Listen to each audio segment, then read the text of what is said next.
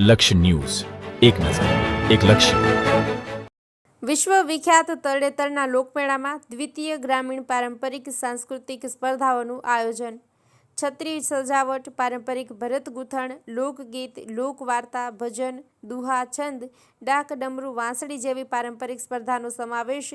ગત વર્ષે તરણેતર મેળામાં પ્રથમ વખત આ સ્પર્ધાનું આયોજન કરવામાં આવ્યું હતું, જેમાં 450થી વધુ લોકોએ વિવિધ સ્પર્ધામાં ભાગ લીધો હતો.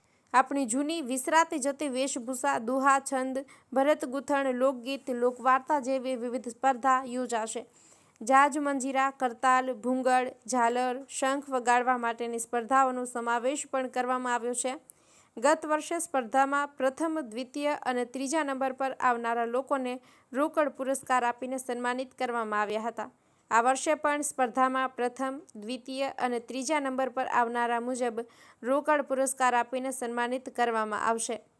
રમતગમત, યુવા અને સાંસ્કૃતિક પ્રવૃત્તિઓ વિભાગ, ગાંધીનગર અને કમિશનર યુવક સેવા અને સાંસ્કૃતિક પ્રવૃત્તિઓની કચેરી, ગાંધીનગર દ્વારા વિશ્વ વિખ્યાત તરણેતરના મેળામાં દ્વિતીય ગ્રામીણ પારંપરિક સાંસ્કૃતિક સ્પર્ધાઓનું આયોજન જિલ્લા યુવા અને સાંસ્કૃતિક પ્રવૃત્તિઓની કચેરી, સુરેન્દ્રનગર દ્વારા તારીખ 26/8/2025 થી તારીખ 29/8/2025 દરમિયાન કરવામાં આવ્યું છે. જેમાં ભાઈઓ અને બહેનો માટે પરંપરાગત વેશભૂષા, છત્રી સજાવટ, પારંપરિક ભરત ગૂંથણ, લોકગીત, લોકવાર્તા, ભજન, દુહા, છંદ, ડાક, ડમરૂ, વાંસળી, સિંગલ પાવા, જોડિયા પાવા, એકપાત્રીય અભિનય, રાવણ હથ્થો, ભવાઈ, બહુરૂપી, હુડો, રાસ તેમજ લોકનૃત્ય, મોરલી, શરણાઈ, એકલ નૃત્ય, લાકડી ફેરવવી, ઢૂલ, ઝાંઝ, મંજીરા, કરતાલ, ભૂંગળ, ઝાલર, શંખ જેવી પારંપરિક સાંસ્કૃતિક સ્પર્ધાઓનો સમાવેશ કરવામાં આવ્યો છે. આ સ્પર્ધાઓમાં માત્ર સુરેન્દ્રનગર જિલ્લાના જ સ્પર્ધકો કે કલાવૃંદો ભાગ લઈ શકશે. આ સ્પર્ધા માટેના એન્ટ્રી ફોર્મ જિલ્લા યુવા અને સાંસ્કૃતિક પ્રવૃત્તિઓની કચેરી, સુરેન્દ્રનગર ખાતેથી રૂબરૂ મળશે તથા કચેરીના બ્લોગ dydosnr.blogspot.com અને વોટ્સએપ નંબર 9426633770 પરથી મળશે.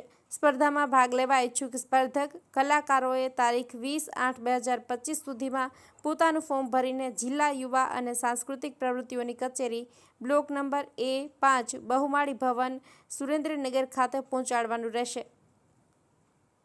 બ્રિજેશ ત્રિવેદી, સુરેન્દ્રનગર.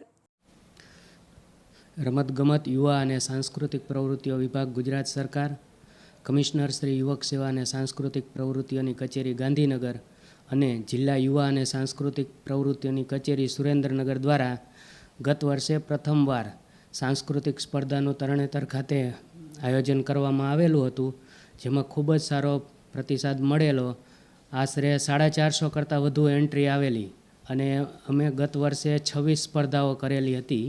આ વર્ષે પણ વિભાગ કક્ષાએથી મંજૂરી મળતા ગત વર્ષની જે તમામ સ્પર્ધાઓ છે, 26 સ્પર્ધાઓ એ તો યોજાશે જ. એ સિવાય ઘનવાદ્ય છે એવા અમે 5 સ્પર્ધાઓ વધારાની આ વખતે એમાં ઉમેરી છે.